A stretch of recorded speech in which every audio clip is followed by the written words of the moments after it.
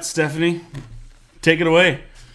So earlier this week, we kind of talked about that we were going to be having home inspection as our subject tonight. And so somebody asked me, are home inspections public records? And they are not. Home inspections that are done by the licensing, the county inspectors, basically pass-fail is public record. But as far as the nitty-gritty stuff, that is owned by the person that pays for the home inspection report. Most cases, the buyer orders and pays for the home inspection report in Oregon. And so that is who owns it. What's the difference in the home inspection for permits and then a home inspection, say, when you're representing a buyer? So a home inspection is a home inspection for the purpose of purchasing a home. The biggest thing is that as a home buyer in the process, it is recommended that you purchase a home inspection. What happens, a licensed home inspector, usually referred by your real estate agent or realtor, will do your inspection. They are going to look at every single system of the whole home. A home that's being sold does not have to pass code. A home passes code at the time of construction. So that's when the permits are pulled, those county inspectors come in, and that's when they either pass or fail. When you do a home inspection for the purpose of buying a new home, whether it be an investment property, a commercial thing, you are doing your due diligence. And with that, you are figuring out if these are the conditions of the home are things that you are willing to accept as a buyer. So there is no pass-fail. We use that home inspection to gather estimates, to prepare kind of a request from the seller for what things they need to fix before that home transfers hands. And so there is no pass-fail. There's just a due diligence and an acceptance of the condition that you are going to accept. There we go. Got you in your stride I now. got it rolling. I changed her screen she's looking at. Are home inspectors liable if they miss items? Home inspectors are only liable for the amount of their home inspection fee. So they are doing the best that they can to inspect with their eyes and their equipment. That being said, they are limited by furniture that's in the home, by... So they can't move the bed. Cannot move the bed. To see behind it if there's a hole in the drywall. Nope, and that's why as a seller, we have to clear out the access to the crawl space, the electrical panel, the attic, all of those things. Because if the buyer pays for a home inspection and that person is there to do whatever they can do, then the seller needs to provide access to those things. If the seller does not clear paths to make access for those things to be inspected by the home inspector, at that point, the seller would have to pay for the inspector to come back out again. So the seller, to answer the original question, the seller is only liable to the extent of his fee to be reimbursed, basically, back to the buyer that purchased it. And even that's very, very rare or uncommon because as a realtor, we provide 3 inspectors, and we let our clients decide which inspector they would like to hire based on the reviews they can find on that inspector, based on the records that they can find to make sure that inspector is licensed. Of course, if I'm recommending them, they're licensed. So we're providing you that information as the home buyer, but it's up to you ultimately to make that decision, and it's your risk and comfort level if you're going to move forward with the purchase. Okay. Are home inspections required by a buyer or a seller? No. I'm trying to think of a time. Oregon is different than a lot of states. A lot of states, the seller is the one who has the responsibility to pay for those inspections ahead of time. And then those are passed on to every buyer that's interested in the home. In Oregon, the seller doesn't have to do anything except for disclose any material defects about the home that they may know. And then after that, the buyer is responsible for doing all their due diligence, basically paying for the home inspection, conducting that due diligence, all that good stuff. What are other inspections, I would ask. Yeah, it's kind of that. Some uneducated might say that's in the home inspection, but you also recommend other inspections to be done when purchasing a home, correct? Yep. So the home inspector is going to cover basically the perimeter foundation or the foundation to the roof. And with that, they are not going to inspect anything in the yard for underground tanks. They're not going to inspect the sewer clean out to the city connections or to your septic tank if you're in the country. So we'll hire a sewer line inspector, and they will run a camera and scope that line. When the sewer inspector comes through, we are looking for any root intrusions from any large trees. We're looking for any breaks for maybe a large piece of equipment driving over that line. We are looking for any belly. So basically, you have a line that needs to flow to get waste from the house at a downward slope. And if there is a belly in that... There's a euphemism, right? That says something like Yeah. something rolls downhill? Yeah. Okay, I just was seeing if we were talking the same thing. We're literally taking a camera and scoping from your toilet to the street. Sorry, choked. With that, you want that stuff to make it all the way to the street. Mm-hmm. You don't want it backing up. So that inspection, for example, in our area runs between $125 and $275. That replacement of that sewer line can cost anywhere from $3,500 to $95 and above. $95 is about the standard, even in Woodburn Estates where we're going about 18 feet. Because to replace that line, we're digging down anywhere from 4 to 8 feet. We are usually moving sidewalks. We are maybe underneath a driveway, underneath any sort of landscaping or hardscaping that needs to be moved. So that cost can add up really quickly depending on the location of that line. So we talked about we're looking for underground tanks. Those would be things like a heating oil tank, an oil tank that was buried in the ground to provide fuel to an oil furnace a long time ago. Some of those weren't decommissioned correctly. So we're looking for heating oil tanks in the ground. We're looking for anything that can affect non-decommissioned septic tanks. Yep. We are inspecting your well. So if you live in the country, which is we sell a lot of acreage homes out here, we are also inspecting the inside of that. There's no we about it. I'm not doing it. We are hiring somebody to stick their head in that septic tank and make sure that there's no cracks, that there's no, same thing with the tank that you're looking for in that line, root intrusions, all that kind of stuff. We are looking for, that is one thing that the seller is required to do, or one thing that comes to mind right now. In Oregon, if you do have a well on your property, you are required by law to have it tested for 3 different things before selling. With that is arsenic, nitrates, and coliform.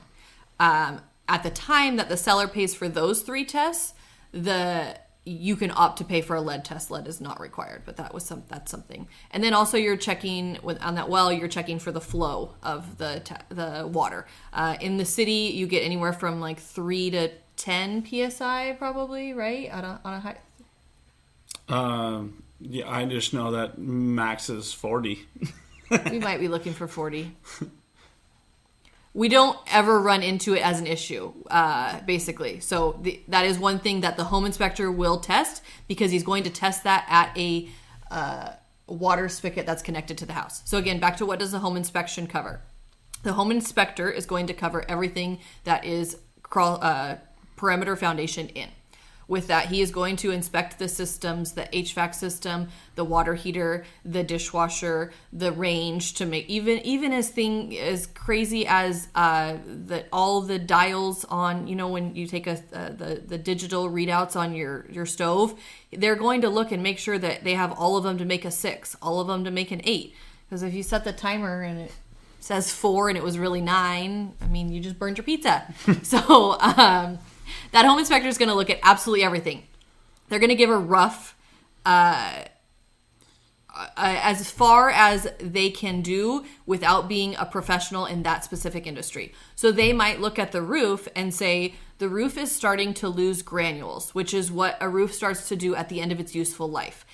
They have asphalt shingles. The roof will start to show signs of exposing of the asphalt and the other things. And when that starts to happen, it's nearing its useful life. When that happens, we get the inspection report, we call a roofer, and we get a more concrete estimate from a professional that deals with roofs every single day about, does that roof have 5 years or 2 months left in it, basically. So the home inspection is going... That's usually where I come in. Yeah. I get this 50-page inspection report and says, quote it all. Yep. And you have to go back. Usually what happens is we go back to the agent and ask, okay, what is it that they really want done? Give us the top 12. Big ones that we see are foundation cracks, the roof leaking, water damage in the past, window trim, siding. The biggest thing we see out here a lot of exterior rot, trim rot, window rot, your southwest walls, corners of the house. What I had, on inspections, can a home inspector detect mold? No. Only visual. Yes. So if they can see mold, they'll call out, hey, there's some mold here. They do not say there is mold. They do not know that it is mold. It is discoloration. And at that time, we bring in a licensed mold testing and remediation company. Yes. And there's air tests or a spore sample test that can be done. And there is kind of like a scale on allowable spores in the area. Do you want to talk about then what happens after the home inspection? So what, sure. Yes. Okay. Go ahead. So we get the home inspection, and as Dylan said, it's anywhere from 40 to 70 pages long on a traditional home. This is a home even built in the last 2 years. Some might be, those can be worse. Yeah. So we're talking 50, 60 pages for every single home. So when you get this back, do not be super alarmed. This is a piece of education. This is not a piece for alarm, is what we use this for. It's due diligence. It's education. It's not to freak you out. That's what you have us for. You have us to look at that whole report and say, this is a homeowner maintenance item. This is something that you should be prepared to take on going forward. The roof in Oregon, on almost every home inspection says that the roof needs to be cleaned and treated. We live in Oregon. It needs to be done every year. That's a homeowner maintenance item. The next thing is we will get things that are deferred maintenance. Those things like you didn't paint your house, you waited too long to paint your house, and now all your window trim in the caulking has cracked and you've had water intrusion. So that would be a deferred maintenance item. Those are things that we have a licensed contractor come in, get us bids for. The next item that's going to be on there is those health and safety issues. Those are the non-negotiables that we need to get absolute concrete quotes for, because either you as a new homeowner are going to be paying for those, or we are going to be requesting that the seller pays for those. So those are kind of the three sections that we split that home inspection into. Maintenance items, just for you to be aware of. You kind of take that and you just put it on a checklist. These are the things we need to take care of right after we move in. Then that next section is deferred maintenance. These are things that, the seller should have been doing, but they didn't. And it might have been why you were able to get that house under contract for less than the list price. It might be all sorts of reasons why the seller was selling it in that condition with that deferred maintenance. So now you know about it. But it's really those items that we really address strongly are the health and safety items. So with that, we'll kind of take a list, and then I start calling the general contractors that just kind of do a little bit of everything. We will call in specific HVAC companies if there is a furnace or an AC issue. If there's a large plumbing leak, we still going to call in the general contractor, because as soon as there's a leak, it's touched wood. We've got to search for, or we've got to, test for those organic organisms. What are we talking about? Mold. Mold. We can't call it mold. So as soon as water is sitting in a home in Oregon for not very long, really, it doesn't take long, we are going to have to touch the insulation, touch the wood, touch that plumbing fixture, all those things. And so we're most of the time going to call a well-rounded general contractor to help us out. Yeah, we got to remove all the moisture. So we got to get it down to dry wood and a lot of times that takes a while. There's some that can be dried, but if there's a lot of dry rot, we got to remove it all and replace. And I'd like to kind of go in on the buying a home when the market was just bananas here. People were saying, well, we waived our home inspection. But you still would recommend you do the home inspection. Just you are not. What were you waiving when you would say you're waiving your home inspection? A few different things, and it depended on the form that you used to do it on, and it depended on what exactly you were waiving. So now there's sections on the real estate contract which are kind of changing, so I'm not even going to get too much into it. But you can waive your right to back out of the home based on the findings of that home inspection, but you can still conduct a home inspection because you still want to do that home inspection and start to get those quotes rolling and stuff. So as soon as you do that home inspection, you just check the box. Yep, we did the home inspection. We're moving forward. We had already at the beginning, when you accepted our offer, we waived the right to back out. The next thing, like as the more risk takers were waiving the home inspection contingency and also just waiving having one. It wasn't always the smartest thing to do, and it depends on a lot of factors. Had the home been sold in the last 2 years, yep, there was obviously nothing that prohibited that person from buying the home. So, the more information, a better answer. So we definitely wanted to discuss all the options with our clients. We wanted to document that discussion, and then we ultimately wanted to let them make the decision. And that's just part of the process is letting the client decide. And they're, as a client, you're always in the driver's seat, always ask more questions, get more answers, but then you ultimately are going to make the decision. So, yeah, please feel free, throw us a question in the comments. We'd love to answer one if we haven't touched on it yet. So, Stephanie, I'm the client. We personally have bought quite a few homes for investments and renovated and sold them.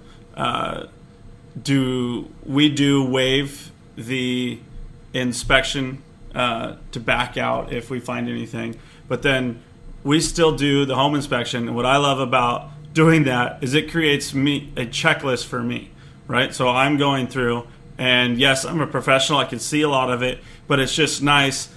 What is the standard fee right now for home inspection? In between $450 and $750, and that's touching every. Yeah. So for that money to create a whole list for me to go fix, where I might miss something, it's great insurance, and then it also gives us peace of mind for when we're selling the home. We can make that decision on what could be picked up and could be used for negotiations on reducing the price. So could you kind of go into how, as an agent, you use a home inspection? We're kind of getting into that market where we can negotiate a little bit with getting the results back on that home inspection. Yeah, so if you did not know this yet, we have entered into a buyer's market. It's a fun place for buyers to be. They haven't been here in about 8 years, and yeah, it's getting to be a balanced market. It is a buyer's market now. I would say it's balanced. It's going to be a definite buyer's market by the end of the year. What that means is the sellers have been in the driver's seat for a very long time, and the sellers. I guess if you say you're driving around on a straight road, the wavering, was over here and depended on a lot of different things. The last couple of years, it has been full speed ahead. No wavering. Sellers are in the driver's seat, and they're not veering off their path at all. And it didn't matter the condition of the home, the age of the home, anything, because if it was priced within $100,000 of accurately priced, it was going to be sold for more than it was priced for. Well, they got multiple offers. Mm-hmm. So if you came back with, I want $20,000 in repairs, they said, we're rejecting, we're going to move on to this next offer. Mm-hmm. And that brings up another good conversation for later about what happens when the seller says no. But for right now, we were specifically just talking about home inspections. Home inspections, buyers. Buyers being what are we using this home inspection for on negotiations? So in the real estate contract, traditionally standard is 10 business days. So from the start of the contract, we have 10 business days to do all of our due diligence. That means those inspections have to be completed, quotes have to be obtained, and repairs have to be negotiated within, repairs and or credits have to be negotiated within 10 business days. There has to be a meeting of the minds.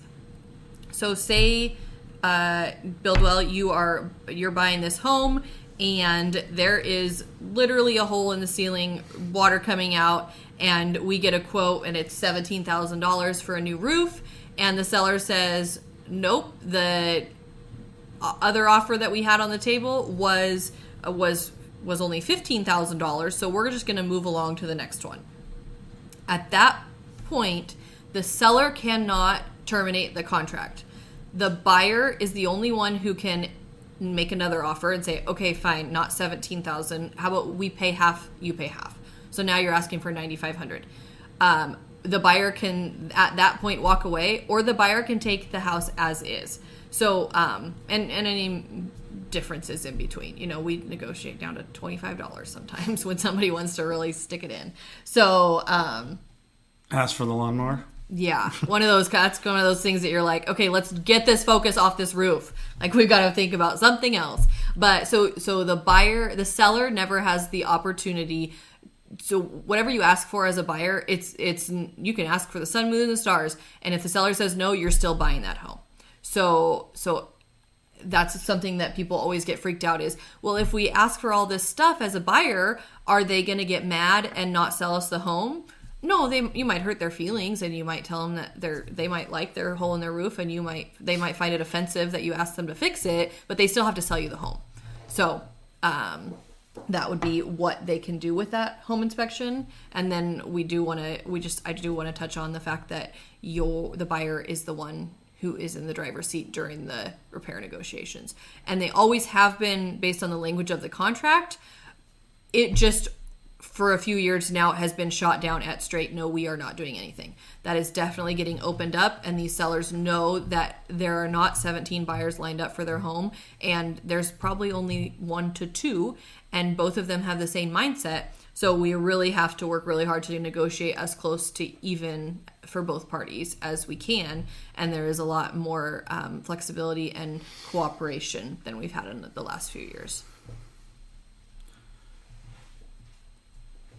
I was trying to ask about how, just a generic, how long does a normal home inspection take? It takes about 3 hours.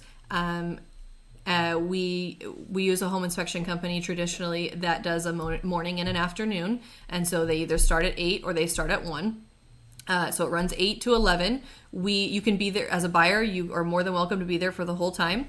The seller is requested that they are not present by both the listing agent and the buyer's agent. It's not a good position for the sellers to be in. To be once you are, we'll skip to that in just a second. It's not a good position for the seller to be in to be at their own home inspection. So at the home inspection, it's about 3 hours. If you would only like to show up for the last little bit, you want to grab the last final measurements, and then the inspector is going to review that report with you. So usually they have a tablet on site. They've taken 100, 200 pictures, and so they will spend the last 30 minutes just flipping through. And if there's any point at that home inspection review time that you are uncomfortable or you don't understand, you're still in the home, so he can physically walk you there and say, do you understand? So then, and it's helpful for me as an agent, so then when I'm calling to get quotes, I know if I'm talking about the hot water or the cold water was leaking. I know if I'm talking about a leak that is in the crawl space or in the attic. Those things are important to be on site for. So that review process happens, and then that home inspector goes on to their next inspection, and then we usually get that full report either late that night or before we wake up in the morning. It's every once in a while, it takes a full 24 hours, 30 hours to get it by noon the next day, but it's very uncommon. So with that, then we can take that report and then go get those repairs and stuff. What I was going to say about the seller just a little bit ago was that as the seller, you are required to disclose any material defects of the home in the home sale process. So say you follow the inspector around and you figure out every single defect that your home has that you didn't even know, because he's got his infrared camera, he's checking for moisture, he's poking his head in the attic, you haven't been in the attic in 12 years, all sorts of these things that the inspector now knows about your home that you didn't know. If you were not there, that report would have gone strictly to the buyer. The buyer would have freaked out and said, nope, we are not buying this home based on the findings of the home inspection report. With that, that is it. As the seller, that the buyer is not allowed, unless requested, to provide that inspection to the seller. If you were there, seller, you would be required to now disclose to the next buyer everything that you learned about your home when you followed that home inspector around. So that's why, as a listing agent, we don't want you there. We don't want you to know about things, because if that transaction does fall apart, then you're going to be required to disclose that to the next buyer. Disclose. We always want to be as upfront as we can, and we want to make things go. But at the same time, that buyer is required to do their own due diligence. So if there's anything that needs to be found out about your home, we want them to find it out themselves. It's kind of how we've operated. Yeah, are there any other questions? Maybe since we missed the whole intro, we'll do a outro at 28 minutes here. Yeah, that works. As far as what somebody needs to know about getting a quote for their home inspection repairs, is there, do we have a process? Do we have a time frame, that kind of thing? That's the first thing we ask is, are we dealing with the agent or the homeowner? That's well, just knowing where to send the info and who to ask the questions with is kind of how we clarify. We send it in, and then we also would like to know the timeline that you're talking on. Are you on day 9 of your home inspection? You need a quote back today. I won't get to it. So that kind of if you're on the quicker end of getting your home inspection done and able to get it back to us, that is great. We are going to ask specifically what is the major things you want to take care of. We're not going to go through and quote you all 100 items that are on the inspection list. We'll go through. If you ask us, give us the top 10 major cost ones. We'll do that. But for us to produce an estimate that's going to cover all 100 items is very time. Takes a lot of time to do that. So just to kind of say, I'm Dylan Wells, co-owner with Stephanie here of Buildwell Northwest. We are a general contractor. We've been doing this for almost around 12 years. 12 years. I was going to say 10. I shorted us 2 years. So we've seen quite a bit of homes. We've purchased a lot of homes ourselves. We've seen a lot of different things. And then we've also worked on a lot of homes. So we get in and out. We see issues. We see things. We have kind of honed in our contacts to work on specific issues. And we, with being husband and wife on agent and contractor, we get to see a lot of different things where just an agent or a standalone general contractor just doesn't get to see, because we see a lot of homes. So Stephanie, I'll kind of turn to you on your... Well, it just kind of flashed through my brain dump as you were saying that, as the homes that an agent, I know an agent who'd been an agent for about 30 years, and I walked right through this house and I smiled and nodded, and I walked right over a huge belly in the floor, and I knew exactly what it was going to take to cost. I wasn't worried about it. I knew the home was built in 2001. I knew the size of the beam that was going to be down there. No big deal. We tore into that house and opened up the floor, and it was exactly what we thought it was going to be. It wasn't much worse, but it's still drastic when you open that floor and that gaping hole into the floor, the crawl space, Rotting 2 feet down. Yeah, it's nasty. That being said, I knew exactly what I was getting to. I wasn't frustrated. I had the experience that when I walked over that floor, I felt the issues. I went down to, that wasn't built like that. that means there was a water issue. If there was a water issue in this side of the house, there was a water issue in the other side of the house. It's all those connecting the dots, because there's no component of a home that's a standalone item. Everything is connected. So that's just kind of, I maybe wouldn't know the costs of some of these things. And the other thing that I would say is when I look through a home with a buyer, I know the DIY cost of some of these renovations. I know the Band-Aid cost of some of these renovations, and then I know the do it right and be really happy with what you're going to end up with cost. And so I can be really realistic with my clients. People get excited about house projects. You know, HGTV has made house projects something that people really, really get into.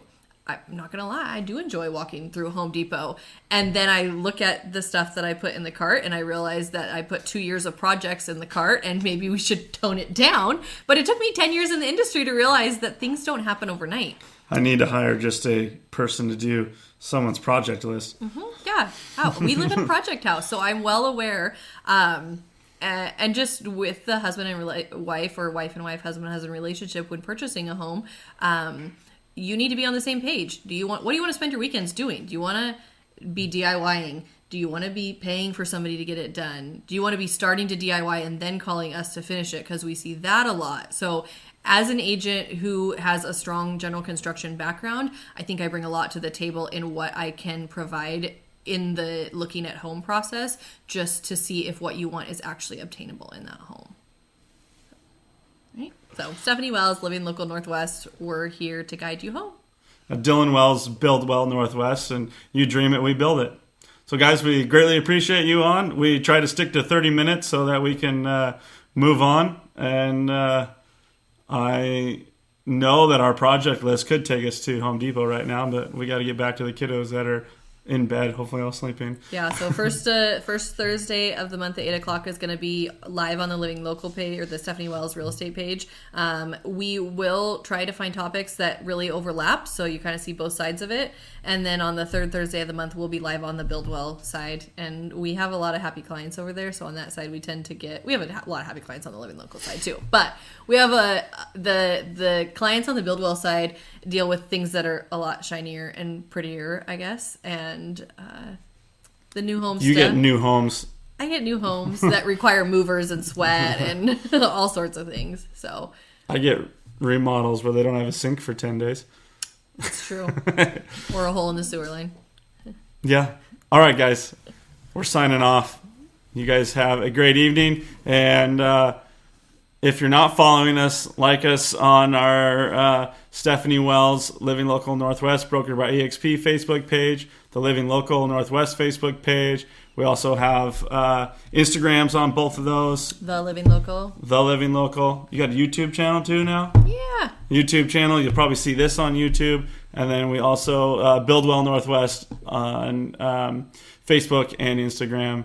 And then if you want to follow us personally, reach out. A lot of kids and me sitting in parking lots rambling. All right, guys. We'll talk to you later.